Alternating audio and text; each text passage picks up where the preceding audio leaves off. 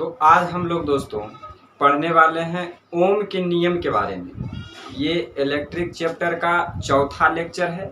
तो आप लोग ओम के नियम के बारे में पढ़े होंगे, लेकिन आज हम लोग इस तरह से पढ़ेंगे कि आप एग्जाम में किस तरह से लिखिएगा तो पूरा नंबर मिलेगा। मतलब कि याद हो जाएगा यहीं पर किस तरह से लिखना है, किस तरह से एग्जाम में लिखना है, कितना लिखना है। ये सभी प्रश्न हमेशा स्टूडेंट के मन में रहता है। तो चलिए ओम के नियम को समझते हैं एकदम सरल भाषा में, और परीक्षा में किस तरह से लिखना है। आप लोगों का जो 2023 में एग्जाम होगा मैट्रिक का, उसमें ज़रूर पूछे जाएंगे ओम के नियम। तो चलिए इसको देखते हैं। लिखने के लिए 2 नंबर में भी दे देता है और 5 नंबर में दे देता है। तो दोनों इसका प्रयोग भी देखेंगे, सैद्धांतिक और इसका जो नियम होता है उसे भी हम लोग समझते हैं। तो हेडिंग दे दीजिए आप लोग अपने कॉपी में, ओम का नियम, ओम्स लॉ, इंग्लिश में ओम्स लॉ, हिंदी में ओम का नियम।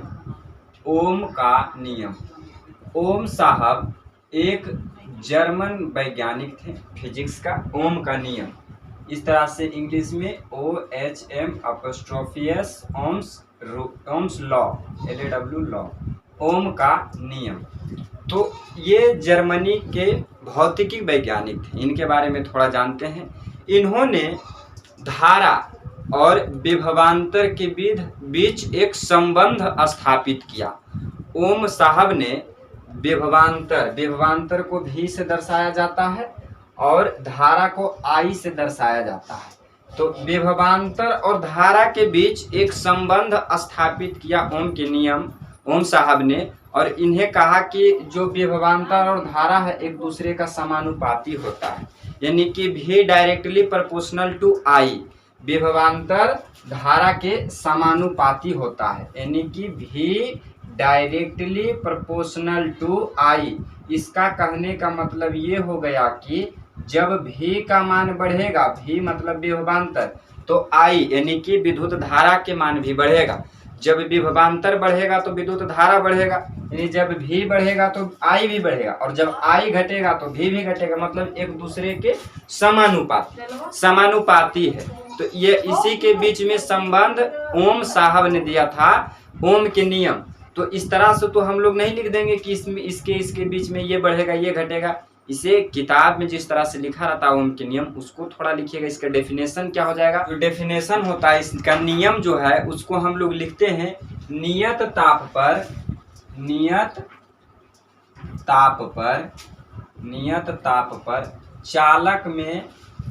चालक में प्रवाहित विद्युत धारा, चालक में प्रवाहित विद्युत धारा दोनों सिरों के बीच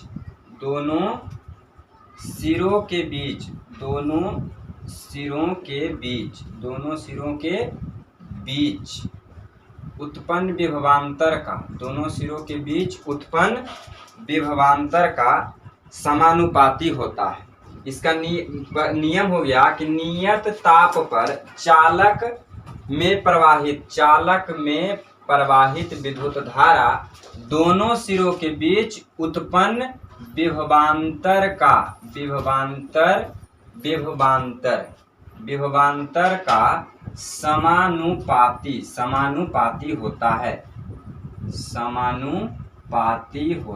समानुपाती होता है। इस तरह से आप लोग लिख दीजिएगा इस नियम को कि ओम के नियम कि नियत ताप पर चालक में प्रवाहित विद्युत धारा। चालक कहने का मतलब कि ये कोई तार है, ठीक, इसको समझिए। ये कोई तार है, इसमें हम लोग विद्युत धारा को इधर से देखिए, इधर से हम लोग विद्युत धारा को प्रवाहित करा रहे हैं, विद्युत धारा को भेज रहे हैं। तो इसका ये जो फर्स्ट सिरा है और ये सेकेंड सिरा है, इसके बीच में वेलोसिटी मतलब कि विभवांतर उत्पन्न होगा, ठीक न, विभवांतर उत्पन्न होगा। तो ये जो धारा है ये समानुपाती होगा विभवांतर का, यानी कि V directly proportional to I। हम तो वही बता रहे थे कि धारा, विभवांतर और धारा के बीच में संबंध बताया जो कि एक दूसरे के समानुपाती होता है। यही बात को हमने यहाँ पर लिखा और इसको हमने शब्द में लिख दिया। यही नियम है, तो इसे समझना जरूरी है। अब देखिए यहाँ से हम लोग एक तो फॉर्मूला निकालते हैं। ये फॉर्मूला निकालेंगे कि V, देखिए V और ये जो डायरेक्टली प्रोपोर्शनल, ये जो समानुपाती का चिन्ह है, इसे हटाने के लिए, इसको, इस चिन्ह को हटाने के लिए फिजिक्स में बराबर का चिन्ह का उत्पन्न किया जाता है। बराबर लिखेंगे, जब बराबर लिखते हैं तो इसके बदले कोई कांस्टेंट जुड़ जाता है, कोई नियतांक, कोई कांस्टेंट जुड़ेगा यहाँ पर।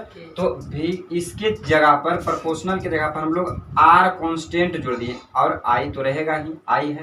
तो देखिए इसे समझिए कि आर क्या है। यहाँ पर हम लिख देते हैं कि जहाँ आर बराबर नियतांक है, नियतांक यानी कि आर का मान फिक्स रहेगा, इसका वैल्यू जो है फिक्स रहेगा।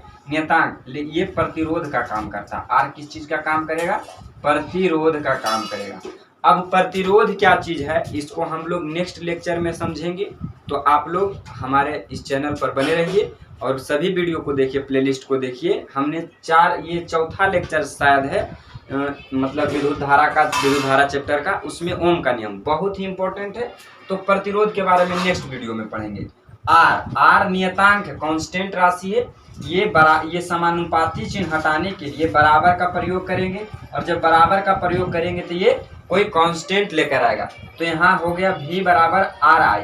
तो यहाँ से हम यदि फॉर्मूला निकालना चाहते हैं आर बराबर जब हम लोग फॉर्मूला निकालना चाहेंगे, रेसिस्टेंस का फॉर्मूला, प्रतिरोध का फॉर्मूला, तो आर बराबर क्या होगा? यहाँ से जब हम देखिए इस तरह से V बराबर आर आई है, यहाँ से हम लोग आर खींच लेंगे। आर खींचेंगे तो जो यहाँ पर बटा का चिन्ह लगा दीजिए पहले, तो आर के साथ जो रहता है वो नीचे चल जाएगा, बटा के नीचे आई, और ये हो जाएगा V, यानी कि आर बराबर V बटे आई हो गया। यह बहुत ही इम्पोर्टेंट फार्मूला है ओम के नियम का, बहुत ही इम्पोर्टेंट फार्मूला। ये आर मतलब प्रतिरोध, जहाँ आर है नियतांक का काम कर रहा है, लेकिन ये प्रतिरोध है। तो आर बराबर प्रतिरोध, आर का मतलब प्रतिरोध, तो कहीं पर प्रतिरोध का फॉर्मूला पूछा जाएगा आर बराबर तो V बटे आई। ये ओम के नियम से एक फार्मूला हमें प्राप्त हो गया प्रतिरोध का, रेसिस्टेंस का। अब प्रतिरोध के बारे में अब हम लोग नेक्स्ट लेक्चर में पढ़ेंगे कि प्रतिरोध क्या चीज है, और प्रतिरोध को हम लोग किस तरह से जोड़ते हैं, किस श्रेणी में जोड़ते हैं। अब आपको दे देगा ओम के नियम का प्रायोगिक सैद्धांतिक कीजिए, मतलब कि इसका प्रैक्टिकल करके दिखाइए, तब 5 नंबर देगा। तो उसे भी हम लोग बता देते हैं, ओम के नियम का प्रायोगिक सैद्धांतिक। ठीक, ओम के नियम का प्रायोगिक सैद्धांतिक, उसको हम लोग बताते हैं कि ओम के नियम का सत्यापन किस तरह से करते हैं। ठीक ना, ओम के नियम का जांच किस तरह से करते हैं। तो ये फॉर्मूला ओम के नियम से निकल गया। एक बार फिर से हम लोग रिमाइंड करा देते हैं ओम के नियम के बारे में। यदि आपको ओम के नियम एग्जाम में लिखने के लिए आया तो एकदम निफिकिर होकर लिखना है। 2 नंबर का क्वेश्चन रहेगा तो किस तरह से लिखना है ओम का नियम। नियत ताप पर चालक में प्रवाहित विद्युत धारा, नियत ताप पर चालक में प्रवाहित विद्युत धारा दोनों सिरों के बीच उत्पन्न विभवांतर, यहाँ पर वह छूट गया होगा शायद, विभवांतर का समानुपाती होता है। विभवांतर का समानुपाती होता है, यानी कि V directly proportional to I, और प्रोपोर्शनल का चिन्ह यानी कि समानुपातिक चिन्ह हटाएंगे तो बराबर लिखेंगे। और जब फिजिक्स में समानुपातिक चिन्ह हटता है, बराबर लिखा जाता है, तो यहाँ पर कोई कांस्टेंट जोड़ते हैं। यहाँ पर कांस्टेंट R है, और यहाँ से एक फॉर्मूला निकल गया R बराबर V बटे I, यानी प्रतिरोध बराबर विभवांतर बटे धारा। ये इसका फॉर्मूला हो गया। तो 2 नंबर में देगा तो आप इतना लिख दीजिएगा। यदि यही चीज को 5 नंबर में दे तो लिखिएगा ओम के नियम का प्रायोगिक सत्यापन। इधर हम लोग कर देते हैं ओम के नियम का प्रायोगिक सत्यापन। ओम के नियम का प्रायोगिक सत्यापन। तो आप लोग इस वीडियो में लास्ट तक बने रहिएगा, और इसे आप लोग अच्छी तरीके से देखिए। एकदम परीक्षा में इस तरह से लिख दीजिए, एक भी नंबर नहीं कटने वाला है। ओम के नियम का प्रायोगिक सत्यापन,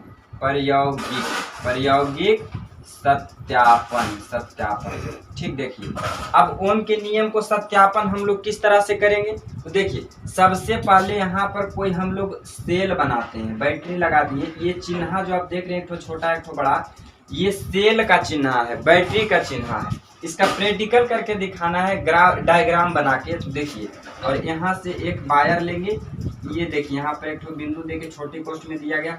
ये हो गया स्विच, और ये हो गया सेल। ठीक, ये सेल हो गया, ये स्विच हो गया। देखिए चलिए इस तरह से बनाइए और यहाँ पर हम लगा देते हैं प्रतिरोध। ये प्रतिरोध का चिन्ह है, ठीक, प्रतिरोध का संकेत है। प्रतिरोध के बारे में भी हम नहीं पढ़ाएं दोस्तों, उसके बारे में हम लोग पढ़ाएंगे। अब ये देखिए, अब ये जो डायग्राम बन गया, ये विद्युत धारा है, सेल मतलब इस तरह देखिए, इसमें ध्यान दीजिएगा, जिधर जिधर देखिए, इधर से विद्युत धारा प्रवाहित हो रही है, इधर से प्रवाहित होगी, इधर से प्रवाहित होगी, इधर आएगी और इधर, ये विद्युत धारा प्रवाहित होगी। अब विद्युत धारा को मापने के लिए, विद्युत धारा को मापने के लिए एम्पियर लगाएंगे। एम्पियर, विद्युत धारा का मापक एम्पियर, इसके बारे में हमने बता दिया है कि एम्पियर क्या होता है, बहुत चीज़ बताए हम लोग विद्युत धारा के बारे में। तो आप लोग जरूर देखिएगा उस वीडियो को, और जो न्यूमेरिकल क्वेश्चन होगा विद्युत धारा का, इलेक्ट्रिसिटी का, उसके बारे में हम लोग अलग से एक वीडियो बनाएंगे, उसमें सिर्फ न्यूमेरिकल होगा। और ये सभी फॉर्मूला, ये सब जो फॉर्मूलाज हैं, यही सब फॉर्मूला आगे जाके यूज में आएंगे। चलिए, इसको हम लोग विद्युत धारा को मापने के लिए हमने एक एमीटर लगा दिया, ठीक, एमीटर। और इसका विभवांतर मापने के लिए, विभवांतर मापने के लिए हम लोग वोल्ट मीटर लगाएंगे। क्या लगाएंगे? वोल्ट मीटर लगाएंगे। यहाँ से इससे अलग से एक डायग्राम बनाया और इसमें देखिए, यहाँ पर एमीटर लगा दिए हैं, यहाँ पर ये स्विच है, यहाँ पर ये सेल यानी कि बैटरी है, सेल है। और देखिए यहाँ पर हम लोग लगाएंगे वोल्ट मीटर को, भी से वोल्ट मीटर, और यहाँ पर एक तो सिरा लिख देंगे ए और बी, ये वोल्ट मीटर हो गया। वोल्ट मीटर को हम लोग लगा दिए हैं, वोल्ट मीटर को हम लोग यहाँ पर सेट कर दिए। अब यही हो गया सैद्धांतिक। ये एक डायग्राम बना है और इस डायग्राम के बारे में लिख देना है कि कहाँ पर हमने क्या लगाया है, किसको कौन से क्रम में सेट किए हैं, तो आपका ओम के नियम हो गया। तो देखिए, सबसे पहले हमने क्या किया, एक सेल बनाया, एक छोटा छोटा सेल जोड़ के एक बड़ा बैटरी बनाया, सेल बनाया, और उससे विद्युत धारा प्रवाहित कराएं। इसमें प्रतिरोध लगा दिए हैं, ठीक, प्रतिरोध। और इसको मापने के लिए एमीटर लगाए हैं, एमीटर लगाएं, और ये विभवांतर को मापने के लिए वोल्ट मीटर लगाएं। ये सब जो हमने काम किया है उसको आप लोग लिख दीजिएगा, नहीं तो अभी वीडियो के बाद थोड़ा देर में आपको लिखना, किस तरह से लिखना है इस चीज़ को, वो लिखा जाएगा, लिख दिया जाएगा। तो आप लोग इसको देख लीजिए पूरी तरीके से, इसे आप लोग स्क्रीनशॉट ले लीजिए, नहीं तो आप अपने कॉपी में लिख लीजिए कि नियत ताप पर चालक में प्रवाहित विद्युत धारा दोनों सिरों के बीच उत्पन्न विभवांतर का समानुपाती होता है। ये फॉर्मूला हो गया, R बराबर V/I। 2 नंबर का पूछेगा तो इतना आप लोग लिख दीजिएगा, 2 नंबर में इतना लिखना है, और 5 नंबर में पूछेगा तो इससे थोड़ा आगे बढ़ना है। और यहाँ पर ओम के नियम का सत्यापन प्रयोग लिख देना है, प्रायोगिक सत्यापन। और ये फिगर बना के, और इस फिगर में जो काम किए हैं उसको आप लोग लिख दीजिए। वीडियो के लास्ट में हम लगा देंगे कि क्या चीज़ लिखना है, कैसे लिखना है। तो आई होप कि ये ओम के नियम के बारे में आप लोग समझ गए होंगे। ओम के नियम बहुत ही इंपॉर्टेंट टॉपिक है ये इलेक्ट्रिसिटी का, 10th क्लास का। तो इस बार जरूर मैट्रिक परीक्षा में पूछने वाला है। तो आप लोग को लास्ट तक देखने के लिए धन्यवाद, और इस वीडियो को ज़्यादा से ज़्यादा शेयर कीजिए। और नेक्स्ट टॉपिक हम लोग प्रतिरोध और प्रतिरोधकता के बारे में बनाएंगे। और पिछला वीडियो जो नहीं देखे हैं इलेक्ट्रिसिटी का, विद्युत धारा का, उसमें भी एमीटर, वोल्ट मीटर क्या होता है, विद्युत धारा किस तरह से मापा जाता है, कैसे मापा जाता है, विभव, विभवांतर, सभी के बारे में हमने बता दिया है। तो आप लोग उसे जरूर देखिएगा। जय हिंद।